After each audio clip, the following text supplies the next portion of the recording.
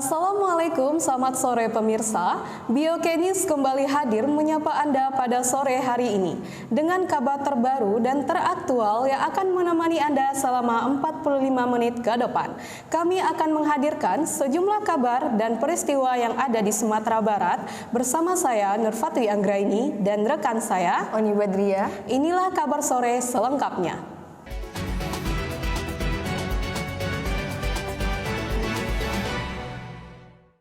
Festival Kurenah 1 Bungo Tanjung yang diadakan di halaman SDN 11 Bungo Tanjung, Nagari Bungo Tanjung, Kecamatan Batipu, Kabupaten Tanah Datar, mengadakan berbagai macam perlombaan, salah satunya lomba peragaan busana Tingkulak Lumui dan Tingkulak Barantai.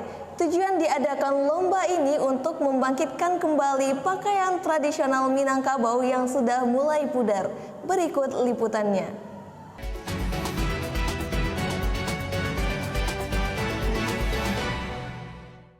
Kegiatan ini dinamakan dengan Kurenah Bungo Tanjung. Kurenah adalah tingkah laku masyarakat. Kegiatan ini sangat mendukung program unggulan daerah dalam rangka membangkit batang terendam. Kegiatan ini diangkat dengan tujuan menggali potensi masyarakat. Selain pakaian tradisi, kegiatan ini juga mengadakan berbagai perlombaan, seperti lomba lagu Minang tingkat anak-anak, lagu Minang tingkat umum, lomba melukis, dan mengadakan pagelaran seni. Melihat perkembangan zaman saat ini, sudah banyak tradisi-tradisi dan pakaian tradisional yang memudar. Untuk itu, di kegiatan ini ada peragaan busana Tingkuluk Lumui dan Tingkuluk Barantai. Kedua jenis pakaian ini merupakan pakaian tradisi yang biasanya wajib digunakan dalam seremonial perkawinan di Nagari Bungo Tanjung. Tujuan diangkatnya peragaan pakaian tradisi ini adalah agar pakaian ini bangkit lagi dan dikenali oleh masyarakat dari kalangan tua maupun dari kalangan muda. Karena dengan perkembangan zaman saat ini, pakaian ini sudah mulai hilang dan tidak diketahui oleh generasi muda khususnya.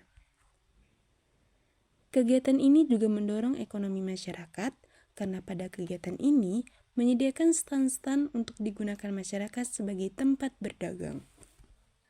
Oke, halo pemirsa, kita sekarang sudah bersama Pak Wali. Pak, silakan perkenalkan nama Bapak sendiri, Pak, nama lengkap.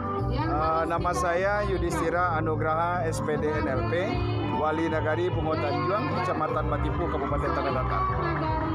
Pak, di sini saya mau tanya, apa yang membuat Bapak ingin mengadakan acara ini? Ya, mungkin kegiatan ini kita juga mempedomani tatanan masyarakat di Nagari Bungo Tanjung. Oleh karena itu kegiatan ini kita namakan Kurenah. Kurenah. Ya, Kurenah itu adalah tingkah laku masyarakat. Ya. Nah, sehingga dari itu kita ingin menggali potensi sumber daya manusia yang ada di nagari ini dengan melakukan event Kurenah ini. Yang sudah kita mulai dari lomba lagu Minang tingkat anak-anak, lomba lagu Minang tingkat umum, lomba melukis. Kemudian tadi malam juga kita mengadakan pagelaran seni, pertunjukan seni, dan pemutaran film-film dokumenter oleh seniman-seniman dari Nagari Bungo Tanjung. Dan pada hari ini kita memperkenalkan kembali kepada masyarakat Nagari Bungo Tanjung tentang pakaian tradisi. Ya, karena melihat zaman modernisasi saat ini, kurangnya pemahaman di tingkat hal-hal yang tradisi, apalagi seperti pakaian yang kita lombakan hari ini itu adalah peragaan busana Tingkulak Lumui dan Tingkulak Barantai. Ini adalah pakaian wajib dalam seremonial perkawinan di Nagari Bungo Tanjung. Baik, terima kasih Pak. Jadi apa harapan Bapak untuk kedepannya tentang budaya pakaian yang ini? Nagari ini. Output yang kita harapkan adalah anak nagari cinta budaya, budaya lestari. Ini yang harapan kita. Kita memperkenalkan kepada kaum Z ya mungkin pada saat hari ini kita memperkenalkan kembali, oh ini loh budaya kita, oh ini loh tradisi kita, sehingga kini kita juga memperkenalkan kembali permainan-permainan lama seperti tangkele, kemudian juga ada lore dan lain segala macam. Ini yang kita harapkan di sini. Kemudian yang menjadi hal yang terpenting adalah kegiatan ini kita mengadakan antar jorong ya, antar jorong. Makanya dengan tema acara kita ini merajut titian hati silaturahmi. Jadi ini adalah wadahnya masyarakat Nagari Bungo Tanjung untuk bersatu dan saling bersilaturahmi. Baik Pak, jadi di samping Bapak mengadakan acara ini, apakah warga Nagari Bungo Tanjung itu mendukung acara ini? Kita sudah melakukan 5 kali rapat untuk pelaksanaan kegiatan ini. Bahkan permintaan seperti yang kita lihat saat ini, bagaimana kegiatan ini juga mendorong ekonomi masyarakat, sehingga kita memang menyediakan stand-stand makanan. Ini sangat disupport oleh masyarakat. Oke. Baik pemirsa, itulah jawaban dan informasi dari Bapak Wali yang ada di Nagari Bungo Tanjung. Sekian informasi dari saya Vinky Finanda, saya kembalikan studio.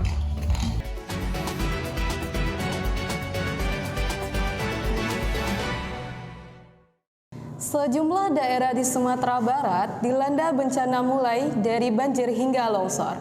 Longsor terjadi di daerah Jorong Kotolawe, Nagari Tanjung Alam, Kecamatan Tanjung Baru, tepatnya berada di perbatasan antara Kabupaten Agam dan Kabupaten Tanah Datar. Berikut liputannya.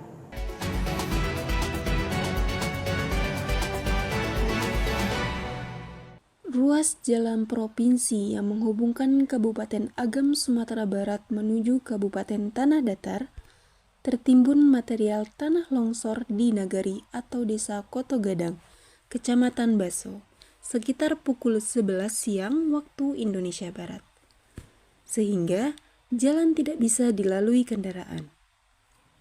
Sekretaris Badan Penanggulangan Bencana Daerah BPBD Agam, Olkawendri di Lubuk Basung, Kamis, mengatakan material tanah longsor menutupi ruas jalan provinsi dengan panjang sekitar 5-10 meter dengan tinggi 1 meter.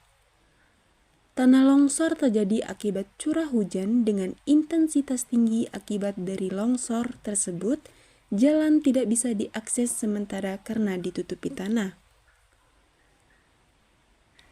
Bekas longsor tersebut dibersihkan menggunakan alat berat dan dibantu juga beberapa warga dan masyarakat. Dari longsor ini juga memakan korban jiwa dikarenakan tanah yang tiba-tiba ambruk ke bawah di saat warga sedang bergotong royong di bawahnya. Untuk sekarang, jalan sudah bisa diakses, tetapi kita harus tetap berhati-hati dalam berkendara, karena ditakutkan adanya longsor susulan dikarenakan masih musim hujan.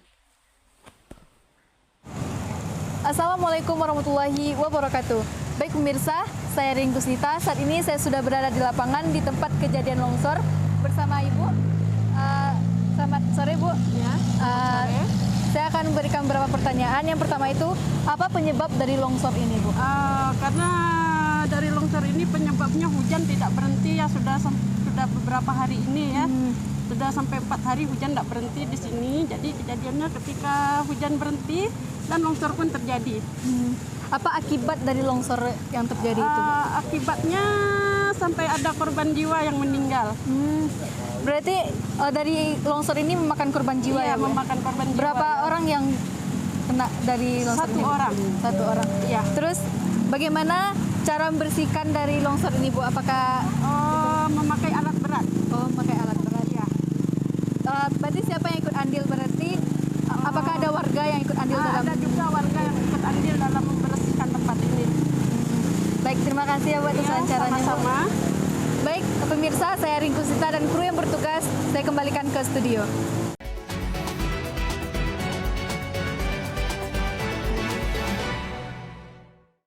Sumatera Barat memiliki banyak tradisi dan adat istiadat. Salah satu adat dan tradisi yang ada wajib dan tidak pernah ketinggalan dalam acara adat adalah pasambahan atau pidato adat. Pasambahan dalam adat Minangkabau menjunjung nilai-nilai akhlak, moral, budi pekerti, serta memiliki makna kiasan yang mendalam. Lalu, bagaimana bentuk implementasi serta perkembangannya pada kalangan muda saat ini? Untuk mengetahui lebih lanjut, sudah ada rekan kami Rizky Sabran Huda yang sudah bersama dengan narasumber.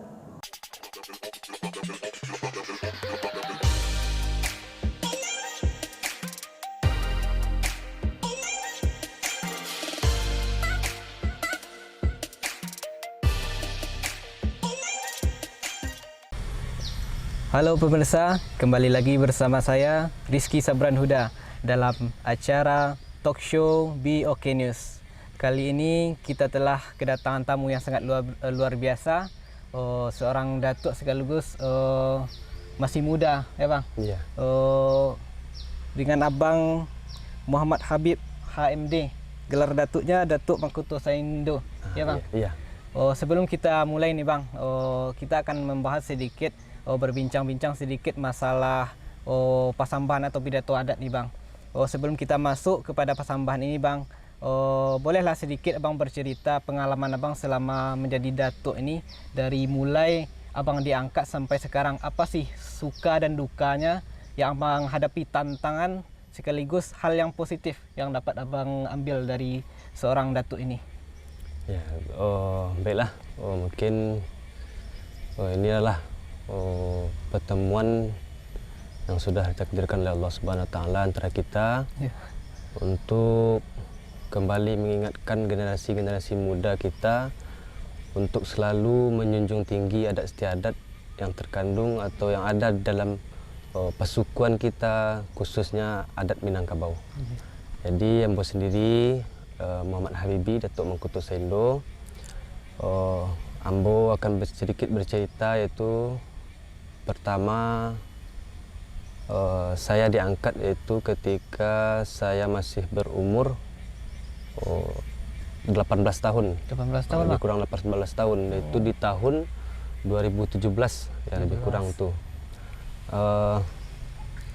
Di tahun 2017 saya mulai diangkat. Itu sebenarnya inilah suatu beban yang berat. Istilahnya di Minangkabau, kalau bagala datuk kau baban barek singgulong batu. Jadi itu istilah yang lah lumrah terkemuka di kampung-kampung kita. Kalau menjadi pengulu tu kita akan memiliki suatu beban kita terhadap, pertama sekali yaitu agama kita, agama Islam. Yang kedua terhadap anak kemanakan kita akan mengatur tata cara dari anak kemanakan kita dalam pergaulannya, itu juga dalam beragama. Jadi kita menjadi datuk itu adalah suatu beban yang sangat berat sebenarnya. Tapi setelah kita ditunjuk, kita baru akan merasakan bahwa beban yang kita pikul itu dengan sendirinya akan bisa kita jalani dalam sehari-hari. Ya, mungkin tuh sekedar cerita dari saya. Mungkin kalau untuk jadi datuk ini, ya memang bebannya sangat berat ya bang? Iya, bebannya berat. Ya.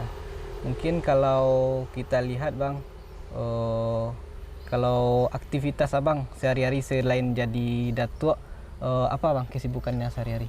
Kalau untuk sekarang ini, saya menjadi staf tata usaha di sekolah SMA Negeri 2 Rembatan yang terletak di Nagari Simawang. Jadi alhamdulillah saya bertugas alhamdulillah di kampung. Jadi istilah orang menjadi penghulu ini atau menjadi datuk ini seperti orang yang mengembala. Jadi kalau ternaknya jauh dari tempat yang gembala itu suatu hal yang tidak mungkin. Bisa jadi ternaknya masuk ke perkarangan orang, bisa jadi ternaknya memakan tanaman orang, seperti itulah. Jadi kalau kita menjadi datuk ini, hendaknya kita ya di kampung. Jadi istilahnya tidak mungkin lah yang digembalai atau kita mempunyai kerbau yang kita punya itu jauh dari kita. Otomatis kerbau itu akan diculik, bisa jadi diculik orang, bisa jadi masuk ke dalam perkebunan orang. Jadi seperti itulah. Oke pemirsa, itulah sedikit bincang-bincang santai sebelum masuk kepada tema inti kita bang. Terima kasih bang atas ceritanya yang mungkin akan menginspirasi banyak kaum muda untuk bisa juga menjadi datuk nanti di kemudian hari.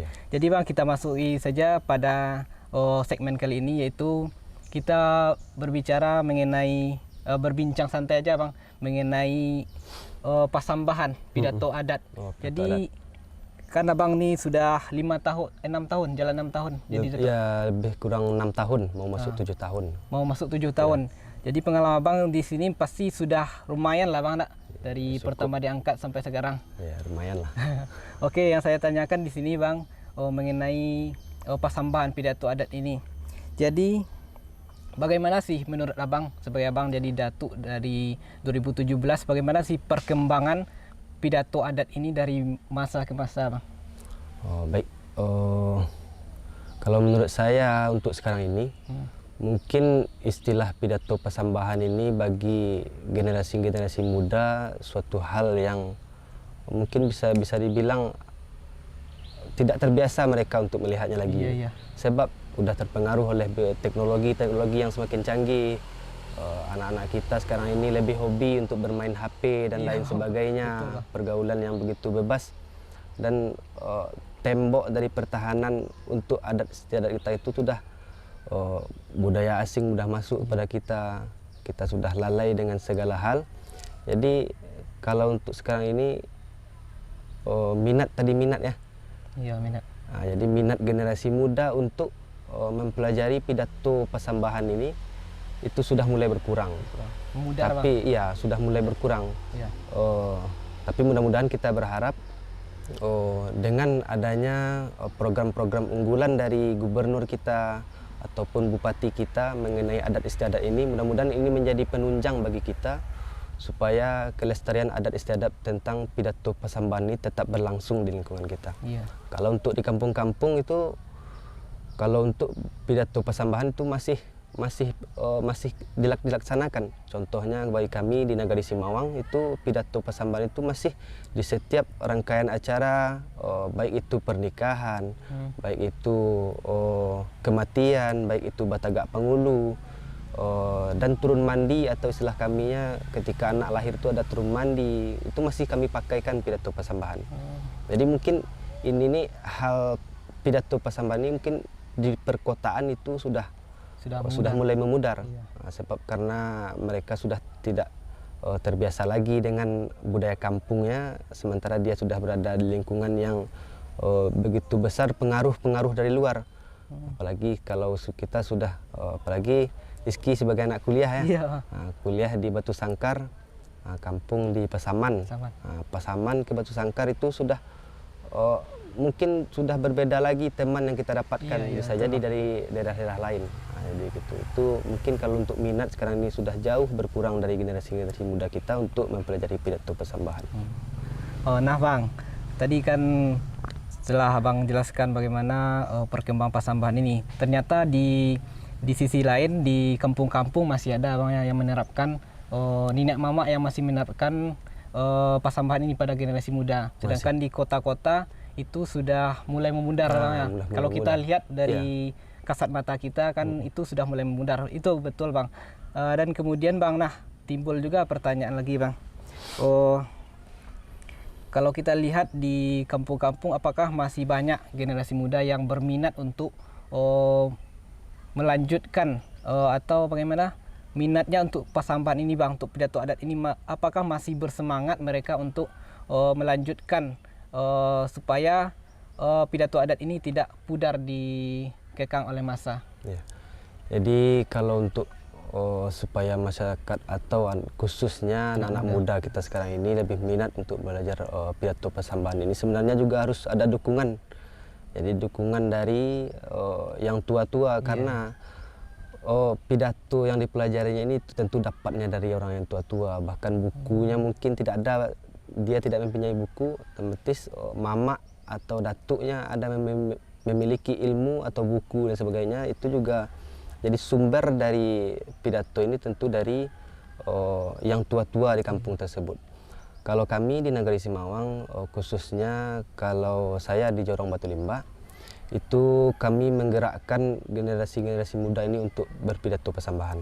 Kalau di jorong-jorong kami itu, khususnya Jorong Batu Limba, di Batu Limba, itu kami setiap minggunya kami rutin mengadakan pertemuan pidato pasambahan. Itu kami mulai di sana tidak saja pidato yang kami pelajari sebenarnya, juga tentang adat istiadat di Nagari Simawang, adat istiadat kita di Minangkabau, bagaimana kita ketika bertemu dengan lawan pidato kita itu tidak dari kampung kita lagi, tidak dari nagari, karena istilahnya lain lubuk lain ikan. Jadi lain lubuk lain ikan, lain padang lain ilalang. Jadi kalau lawan pidato kita tidak dari nagari kita, otomatis bunyi atau pantun-pantun dari pidatonya atau istilah kami bunga dari pidatonya itu berbeda. Maka disitulah kita jeli dalam memahami dari makna yang tersirat dari pidato yang disampaikan itu. Jadi sebenarnya ini sudah kami lakukan mulai dari tahun 2018. Jadi kalau saya bukan penggerak dari itu, cuman saya awal terjun karena saya diangkat menjadi datuk, otomatis kita harus mengetahui tentang adat istiadat yang ada di kampung kita. Jadi kita harus banyak memahami. Maka dari situ inisiatiflah saya untuk mendirikan mamak saya untuk mulai mengumpulkan, mengajak generasi-generasi muda untuk mulai hobi dengan berpidato persambahan. Karena kalau kita tidak hobi dalam berpidato itu sangat susah dapatnya, karena memang dihafal. Jadi sifatnya ini memang dihafal dan kita praktekkan. Jadi kalau kita sekedar menghafal dan kita tidak mempraktekkan, mungkin para sarjana-sarjana itu lebih mudah untuk menghafal. Para orang-orang yang hebat itu mungkin lebih mudah dalam menghafal, tapi dalam mempraktekkan, itu yang susah. Kadang, mohon maaf, mungkin ada dari sebagian pengulu atau datuk di kampung tersebut yang tidak memahami tentang adat istiadatnya. Bahkan makanya di sana peran datuk itu sangat perlu dalam membina anak kemenakan. Makanya datuk itu memang harus di kampung. Memang harus dekat. Kalau tidak pun di kampung, harus sekali-sekali datanglah menanya tentang bagaimana anak kemenakan kita, apakah masih ada yang melanjutkan untuk pidato persambahan, apakah kejanggalan-kejanggalan apa yang terjadi.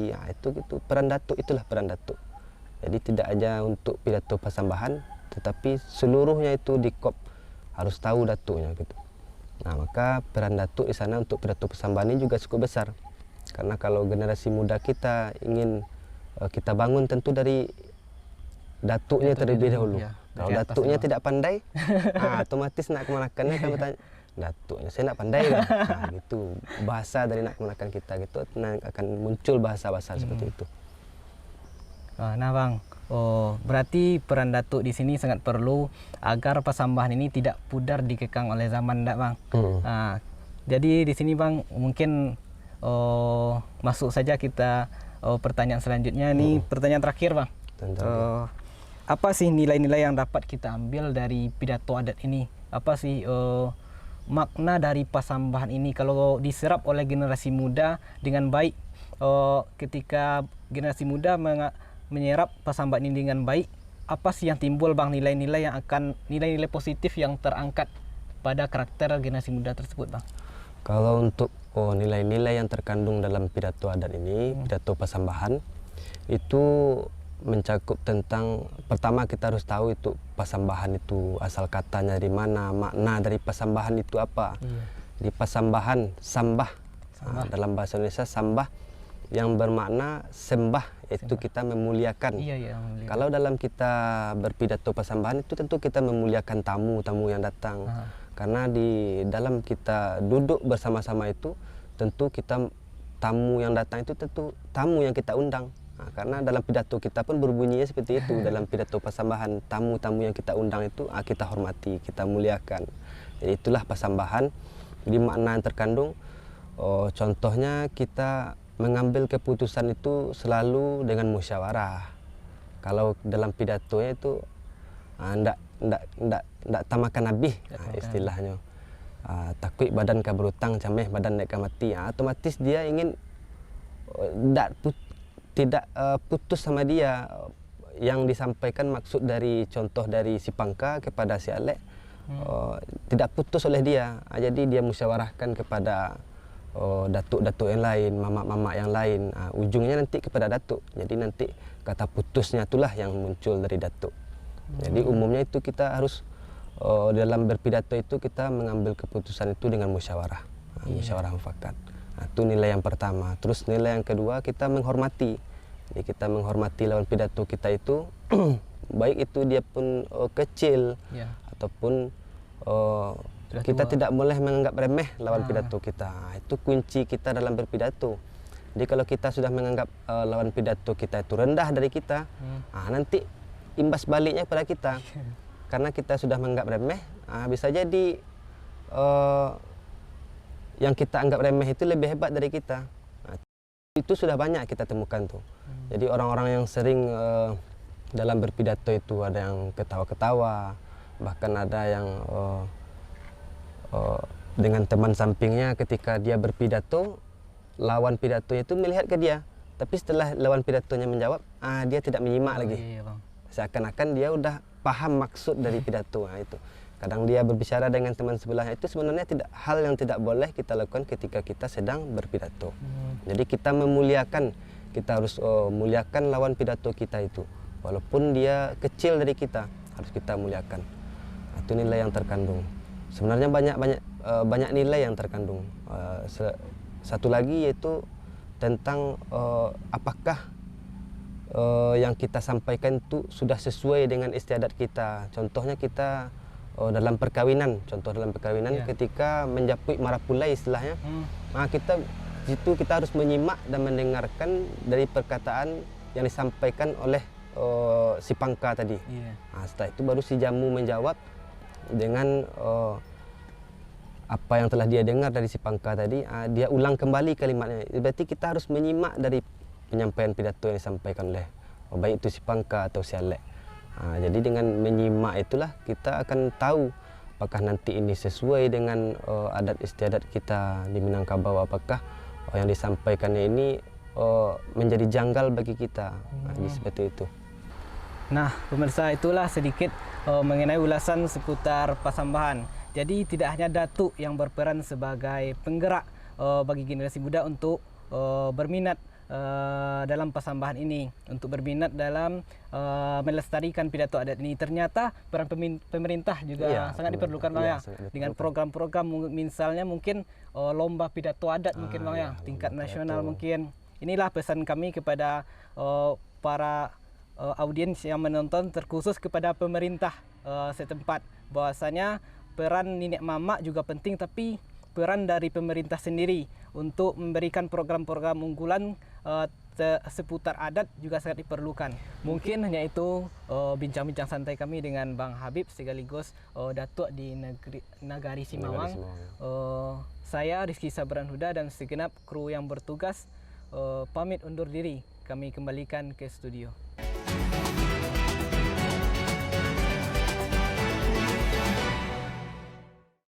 Terima kasih rekan kami Rizky Sabran Huda. Pemirsa, BOK News akan kembali hadir sesaat lagi setelah jeda pariwara berikut ini.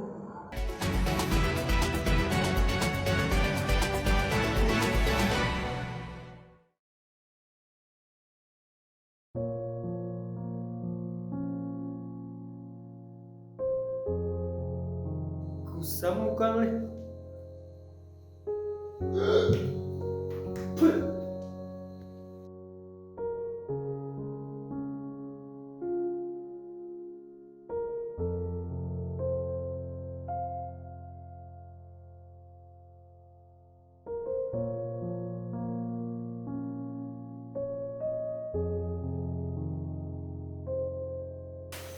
Harimu suram karena mukamu kusam.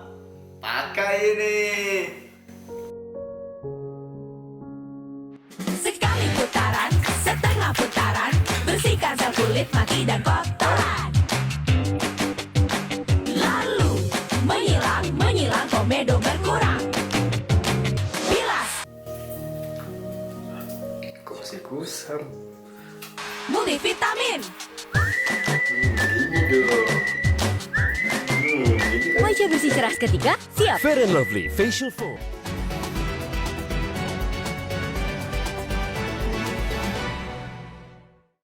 Mahasiswa tidak hanya belajar untuk menuntut ilmu di dalam kelas, namun mahasiswa juga membutuhkan tambahan ilmu di luar kelas. Salah satunya dengan memiliki hobi olahraga yang memiliki pengaruh besar untuk melatih aktivitas tubuh seseorang secara jasmani. Nah, bagaimana kalau kita membahas lebih lanjut mengenai mahasiswa yang memiliki hobi olahraga? Kira-kira apa aja sih yang didapatkan oleh mahasiswa yang memiliki hobi olahraga? Nah, untuk mengetahui lebih lanjut, sudah ada rekan kami Nadia Stefani yang telah bersama dengan narasumber.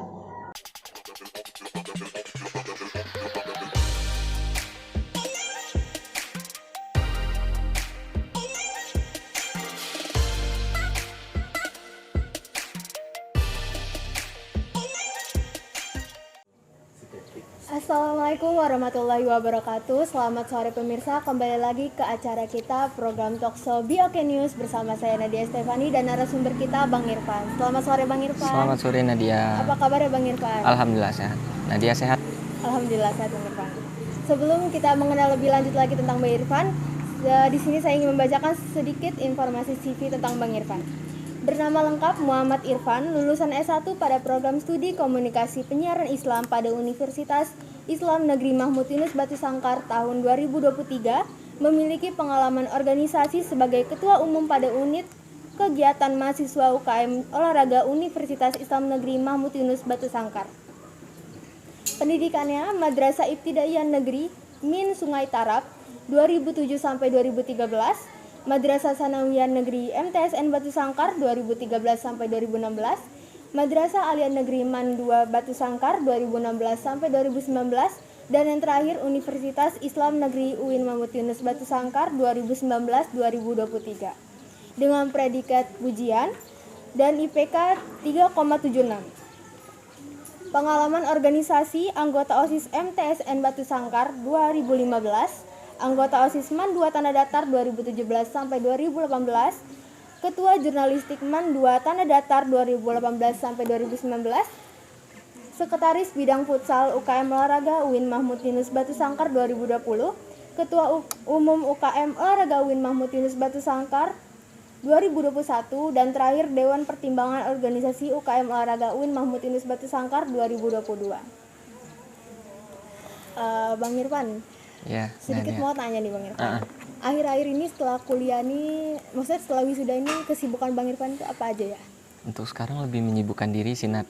Nah, lebih menyibukkan diri yang pertama cari lowongan kerja juga kan. Nah, jadi selain dari itu juga freelance sekarang. Freelance ada yang jadi fotografer, ada yang freelance desain, dan kemarin juga sempat jadi wasit futsal yang ada di kampus. Alhamdulillah Nadia. Banyak bisanya ternyata Bang Irfan. Alhamdulillah. Ngomong-ngomong tentang, kita balik lagi Bang Irfan ke flashback masa kuliah. Ya.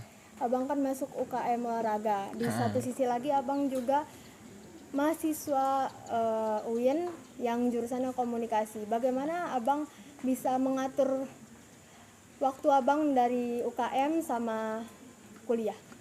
Untuk mengatur waktu, nah kan di awal perkuliahan juga sudah berkecimpung dan kontribusi di UKM Olahraga kan. Nah, jadi tujuan awalnya itu untuk menyalurkan bakat atau hobi di bidang olahraga, karena dari kecil emang sudah aktif lah di bidang olahraga, bidang futsal. Nah, mungkin untuk membagi waktu dengan waktu perkuliahan, kan dari UKM Olahraga itu untuk jam latihannya kebanyakan malam. Nah, mungkin tidak mengganggu proses perkuliahan. Nah, jadi kalau untuk ada tugas untuk besoknya, mungkin bisa dikerjakan di awal, karena sebelumnya kan juga sudah ada planning dari cabang futsal untuk latihan. Nah, mungkin itu untuk membagi waktu. Lebih memilih manajemen waktunya. Nah, ya manajemen waktu. Terus hal apa yang memotivasi Abang buat masuk UKM Olahraga ini Bang? Motivasi mungkin karena dari sononya emang hobi olahraga kali ya Nat. Nah, emang hobi olahraga dari kecil. Nah, pas awal masuk kuliah itu kan juga ada perkenalan dari UKM UKK Selingkup. Nah, tertariklah dengan UKM Olahraga, mungkin karena juga sudah hobi di bidang olahraga. Nah, ikutlah di bidang olahraga. UKM olahraga join 2019 dan berkontribusi juga latihan, dan setelah itu juga pengen ikut ke pengurusan UKM olahraga, dan alhamdulillah pada tahun 2020 diberi amanah di Sekbid Futsal. Nah, setelah itu barulah kita manage waktu dan menyalurkan hobi futsal di bidang olahraga di kampus UIN Mahmud Yunus Batu Sangkar. Nah, tujuan awalnya mungkin ingin menjalin silaturahmi gitu dengan senior-senior dan juga teman-teman yang sama-sama memiliki hobi futsal. Nah, mungkin itu, Nat. Jadi masuk UKM olahraga ini bukan cuma ngelaruin hobi aja, tapi juga mau menjalin silaturahmi, terus banyak relasi juga ya, Bang? Iya. Terus dari banyaknya bidang di UKM olahraga ini, fokus Abang tuh kemana sih, Bang? Kalau untuk fokus mungkin di bidang futsal sama sepak bola, Nat. Tapi untuk sekarang ini lebih fokus di futsal sih, lebih ke futsalnya dari sepak bola. Selama Abang menggeluti, masa fokus ke bidang futsal ini, pencapaian apa sih, Bang, yang udah Abang terima gitu, Bang? Selama menggeluti bidang futsal di kampus, itu banyak suka dukanya sih, Nat. Nah, itu, Bang? Dari duka, nah mungkin ada beberapa event yang diikuti dari dalam kampus maupun di luar kampus, itu karena juga sering kalah sih. Nah, itu dukanya. Dan satu lagi pada saat latihan itu kan dari futsal itu ada 10 orang yang main di lapangan. Nah, jadi sisi dukanya mungkin dari keterlambatan atau disiplin kawan-kawan yang ada di lapangan gitu. Nah, biasanya main 1 jam, ada yang telat bisa jadi main 30 menit jadinya gitu. Jadi kan berkurang jam main gitu. Mungkin itu, Nah. Dan untuk sukanya, alhamdulillah dari beberapa event dari dalam kampus maupun di luar kampus, yang baik membawa nama UKM dan ada juga membawa nama jurusan gitu. Dan alhamdulillah yang terbaru mungkin dari jurusan, alhamdulillah dari komunikasi dan penyiaran Islam itu alhamdulillah juara 1 pada Liga Mahasiswa tahun 2021 dan 2022 gitu. Nah, mungkin itu salah satu pencapaian dari bidang futsal. Keren banget ternyata teman-teman Bang Ivan ini. Dengar-dengar juga, bukan dengar-dengar sih, memang kenyataan ya, Bang ya. Abang ikut berkontribusi dalam tim futsal KPI dan KPI ini jadi sering juara gitu, Bang. Apa sih tips and trik Abang itu bisa bikin bikin tim ini juara? Mungkin kontribusi saya mungkin juga tidak banyak, Nat. Tapi dari kawan-kawan yang jurusan KPI itu tidak hanya aktif di bidang broadcasting gitu, tapi juga memiliki talenta dan bakat di bidang futsal. Nah, alhamdulillah dari beberapa kawan-kawan yang bertalenta di bidang futsal digabungin latihan dan alhamdulillah bisa mencapai hasil yang sama-sama kita harapkan gitu. Dan alhamdulillah 2 tahun terakhir itu juara 1 di bidang futsal Liga Mahasiswa, alhamdulillah. Dan terakhir ya, Bang, apa kesan pesan Abang untuk anak muda di luar sana untuk terus berolahraga? Kan karena banyak di antara kita tuh lebih senangnya main game atau juga scroll sosmed dan lain-lain.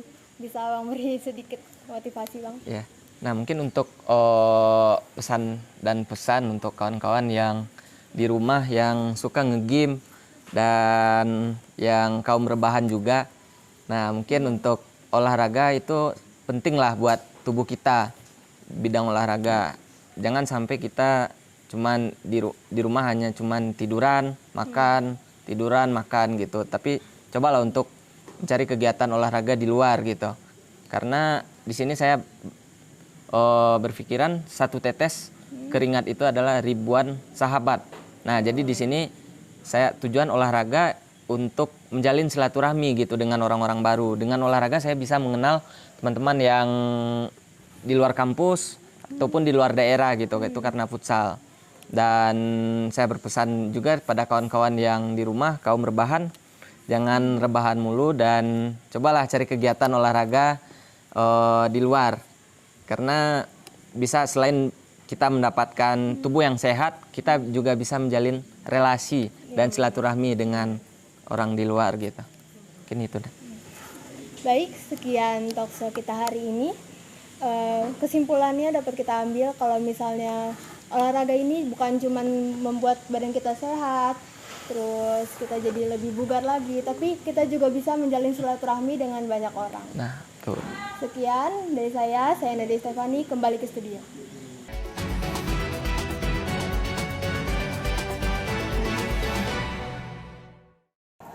Terima kasih rekan kami Nadia Stefani. Kita beralih pada berita selanjutnya.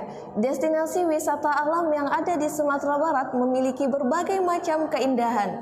Salah satunya lereng Green, view yang terletak di lereng bukit di Nagari Tanjung Alai, Kecamatan 10 Koto Singkara, yang menawarkan keindahan serta eksotisme Danau Singkara dari ketinggian.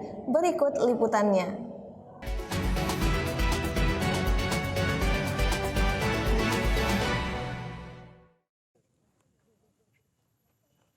Halo pemirsa, saat ini saya sudah berada di puncak lereng Green, salah satu tempat wisata yang ada di Kota Solo. Ingin tahu kelanjutannya? Stay tune ya pemirsa. Keindahan alam Minangkabau tidak akan ada habisnya jika dibahas. Salah satunya lereng Green yang berada di Kota Solo. Lereng Green View terletak di lereng Bukit Nagari Tanjung Alai, Kecamatan 10 Koto Singkara, Kabupaten Solo.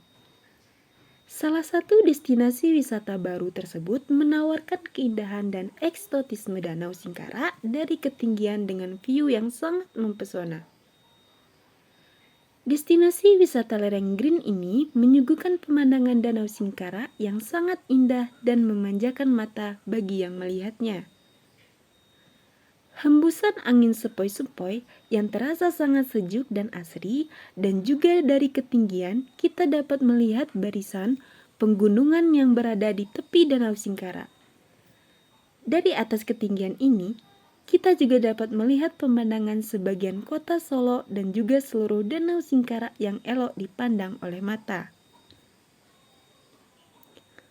Destinasi wisata lereng Green ini menyediakan beberapa hiburan, yaitu tempat spot foto yang memanjakan mata, para layang, dan spot camp untuk para wisatawan yang ingin bermalam di kawasan tersebut. Untuk memasuki objek wisata ini, pengunjung tidak dipungut biaya. Namun, jika ingin menikmati serunya bermain para layang, bisa dengan membayar Rp300.000 selama 20 menit dengan didampingi instruktur profesional. Bagi yang ingin camp juga disediakan tenda serta pelengkapannya dengan hanya membayar sebesar Rp150 per tenda. Assalamualaikum warahmatullahi wabarakatuh. Saya Tisca Anggrina. Saat ini saya sudah berada di puncak lereng Green dan saat ini saya sudah bersama dengan salah satu pengunjungnya, yaitu Bang Aan. Selamat siang Bang Aan. Selamat siang kembali. Jadi kami akan mengajukan beberapa pertanyaan kepada Abang tentang tempat ini, Bang. Boleh, silakan. Terima kasih ya, Bang. Yep. Pertanyaan yang pertama, Bang, Abang ini berasal dari mana dan dalam rangka apa sih datang ke sini? Saya pribadi asal dari Solo Kota sebenarnya. Rangka saya ke sini sama kawan-kawan juga, selain kami membuat acara di sini. Mungkin di hari Minggu ini, di hari Sabtu, Minggu kami buat acara di sini. Itu acara komunitas motor atau klub motor sebenarnya. Itu sih tujuan kami ke sini sebenarnya untuk hari ini. Abang tahu tempat ini dari mana sih, Bang? Apakah dari sosmed atau dari teman? Kami searching di sosmed, Google Map, atau banyak saran dari kawan juga sih untuk arahin ke sini, karena tamu kami banyak yang dari Pulau Jawa ataupun dari luar Sumatera Barat lah intinya. Kami ingin membawa mereka melihat view Kota Solo lebih bagus lagi sih. Berarti kayak touring atau touring, kayak touring? Oke, Bang. Terus pertanyaan selanjutnya nih, Bang, dari tempat ini apa sih yang menariknya di tempat ini menurut Abang dan teman-teman? Kalau di sini kami carinya view ya, view pemandangannya, karena kan tamu kami masak dari kota besar ke kota lagi kan nggak mungkin. Kami pengennya mereka refresh datang ke sini, berarti kan penampakannya langsung Danau Singkara gitu. Terus selanjutnya, Bang, menurut Abang apa sih yang membuat Abang tertarik ke tempat ini? Kan di Solo ini banyak tuh tempat wisata yang banyak. Terus kenapa sih Abang memilih tempat ini gitu? Kami asal dari Kota Solo. Kami juga pasti mencakup kabupaten. Kami ingin membesarkan kabupaten juga. Gitu. Kami juga ada ibaratnya wisata di kabupaten, pengen kami up juga di di dunia luar gitu loh. Gitu. Jadi orang luar pun tertarik bakal datang ke sini lagi gitu. Baik, terima kasih Bang atas waktunya, sudah mau meluangkan waktunya untuk kami wawancara. Siap. Baik pemirsa, cukup sekian wawancara kita pada siang hari ini. Saya Tisca Anggrina, saya kembalikan kepada studio.